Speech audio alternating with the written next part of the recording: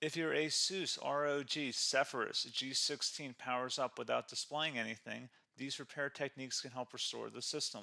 Learn how to repair startup files, troubleshoot boot issues, and recover Windows.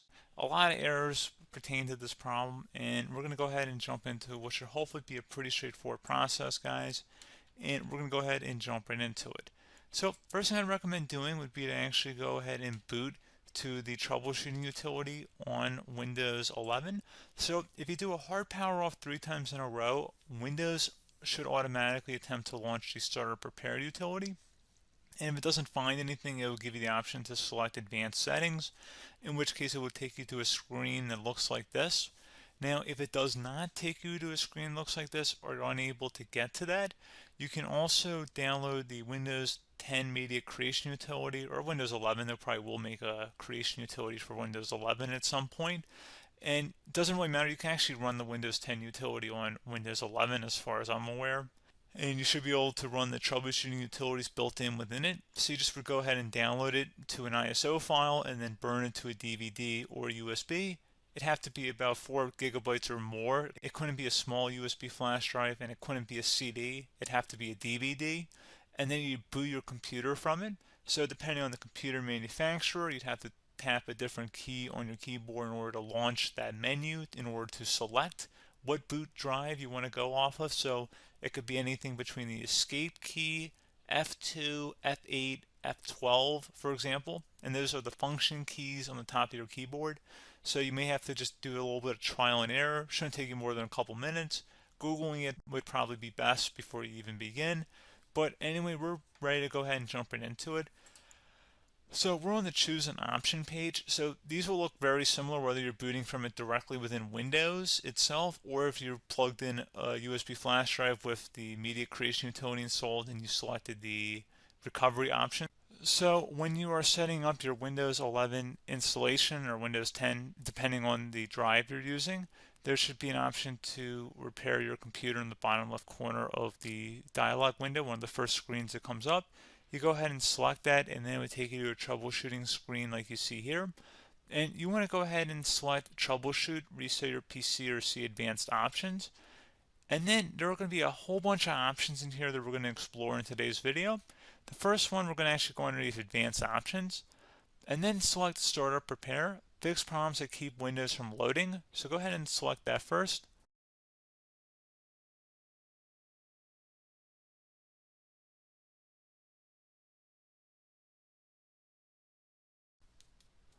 Okay, so you can see it could not repair our PC.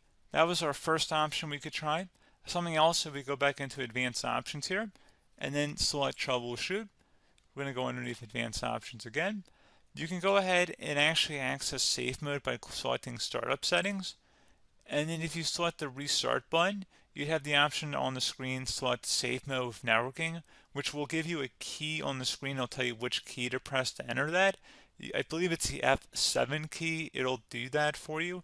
I'm not going to go over that in today's tutorial because I don't really want to go into safe mode, but you're more than welcome to attempt that by going into here and then selecting restart. Again, it'll launch another screen. It'll say what key do you want to press, and it'll give you like 7 or 8 different options, and you want to select safe mode with networking. There's also an option for a command prompt too, but that's going to be something we're going to cover later in this video, and we don't even have to go through that in order to access it. So that's why I'm not going to really push for that, because unless you know exactly what's causing the problem, you probably don't need to go into safe mode. Unless you're trying to recover files, in which case then you definitely can go into safe mode, but we're trying to actually recover our computer here. So I hope that makes sense. Something else we can also try here as well would be to uninstall updates, remove recently installed quality or feature updates from Windows. So if you go ahead and select that, you can uninstall the latest quality updates, which generally is the more day-to-day updates. Feature updates are the less regularly released ones, like the big ones. I would equate it to service packs in like Windows 7 and Windows Vista and Windows XP. So larger updates that occur once or twice a year at most. And the quality updates are more just a regular update. So probably obviously depend, it'll take longer if you're going to try and uninstall the latest feature update versus quality update. And maybe you don't need to go back that far. So just giving you guys a couple pointers with that. Something else you can also look at here, and we're going to jump into the command prompt in a little bit, But you can select System Restore, which will use a restore point recorded on your PC to restore Windows. And this is something I would highly recommend here, guys. So select Next. Assuming you have a restore point saved on your computer, you go ahead and select the most recently created one, and you'll select Next, and then you'll select the drive. You shouldn't actually have to select the drive. You can scan for affected programs, but we're going to keep it all default here, and then we're going to select Finish. So once started, system restore cannot be interrupted. Do you want to continue? I think we're going to select yes. I don't think we have anything better to do on our computer right now, so just give it a moment here to initialize. It will take a couple minutes to run, obviously depending on how large your hard drive is and how much is saved on the system restore point. So just give it a couple minutes here.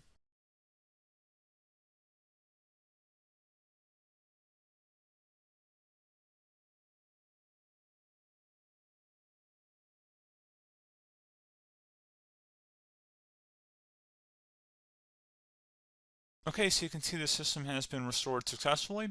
We're going to go over a couple different methods in addition to that if that did not work. So I'm just going to pause the video and we're going to start back on the recovery screen that we started with. Okay, so a couple other things we can try here too. If you go back into troubleshoot, you can select reset your PC, while you choose to keep or remove your personal files and then reinstalls Windows. You can select to keep my files, which will remove apps and settings but keeps your personal files. You can also select remove everything, which will remove all of your personal files, apps, and settings. So this is more of a factory reset, the second option here. First option, it should not delete all of your personal files. However, it will pretty much clear most of your programs. And keep in mind, there's no guarantee that your information, number one, is even still available and easily recoverable on your computer to the point that you actually would be able to recover anything. And the second point is that there's always a chance that it won't actually recover and it will just do a factory reset anyway. So there's no guarantee that actually would keep your files anyway. So I would recommend trying to get a recovery tool and backing that up first before selecting it anyway. But again, those are a couple of different options. And then something else you can try here, if you go back to the choose an option. Another option, if you go underneath choose an option and select troubleshoot, advanced options, and now select where it says command prompt. Okay, so the first thing we should do is type our main hard drive here. In most cases, it should be the C drive. So you just do a C colon and then hit enter on your keyboard. So once you're underneath the C drive, we're going to type in dir and then hit enter on your keyboard. It should have program files, users, and Windows all in there. That's how you know you're in the right directory.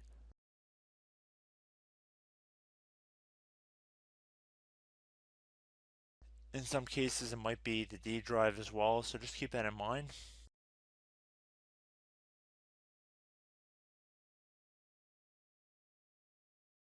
Next thing we're going to do is type in cd space / Windows / system 32 / config, and then you're going to hit enter on your keyboard.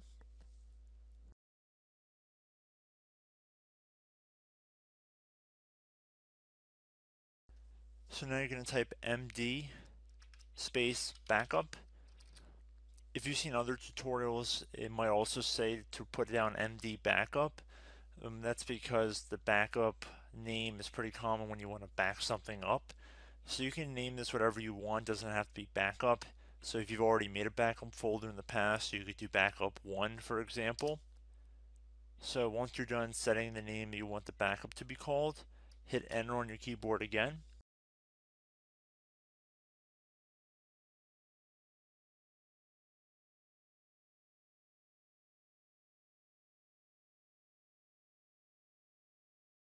At this point, you want to type copy, C-O-P-Y, space.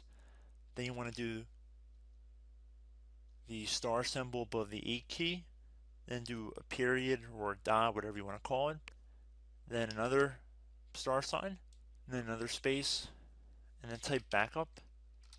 And then hit enter on your keyboard.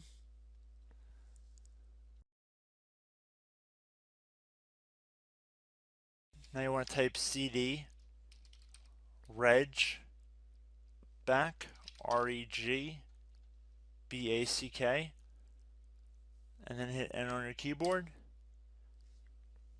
So now that we are under the reg back, so now you want to type dir again, and then hit enter.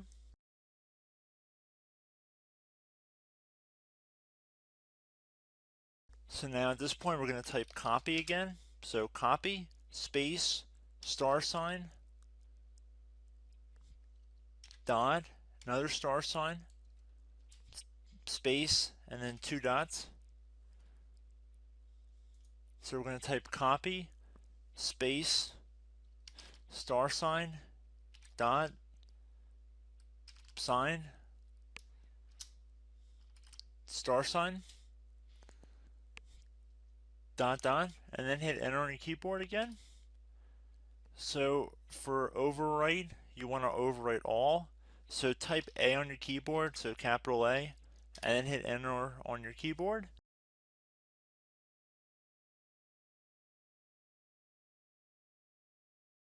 So at this point, you should be good to go. You can close out of the command prompt window, and if you accidentally continue to Windows 10, you should be all set. So I hope one of these 3 or 4 different methods we went through in this tutorial helped you guys out. Again, I'm not sure if you guys heard me earlier, but try to go back into your safe mode if possible and uninstall any programs you know might be conflicting with the Windows startup if you can get into safe mode. So just keep that in mind. Something very simple like that could be blocking up everything. So again, I hope this tutorial helped you guys out, and I will catch you in the next tutorial. Goodbye.